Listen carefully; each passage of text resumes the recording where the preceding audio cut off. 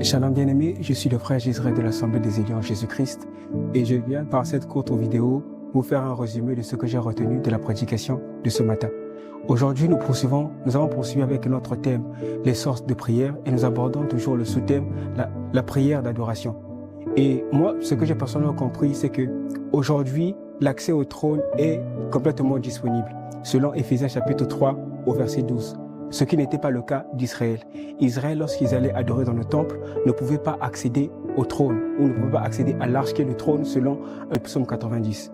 Et ce qui empêchait l'accès au trône, en fait, c'était le voile.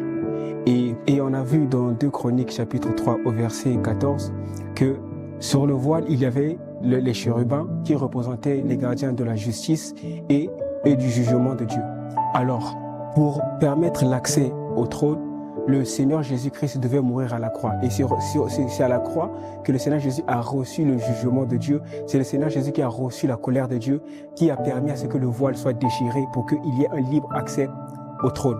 Nous le voyons dans Hébreux chapitre 10 au verset 19 à 20, que par le sacrifice du Seigneur Jésus-Christ, il y a un libre accès au sanctuaire. Le sanctuaire est librement accessible pour nous aujourd'hui.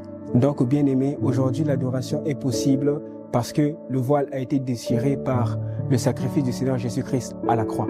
Donc nous pouvons nous approcher avec assurance, nous pouvons nous approcher avec foi, nous pouvons nous approcher avec confiance parce que le voile n'existe plus. Nous avons librement accès au trône et nous pouvons adorer comme le Seigneur attend que nous puissions lui rendre gloire. Donc je vous invite vivement à revoir la prédication complète sur notre page Facebook et YouTube.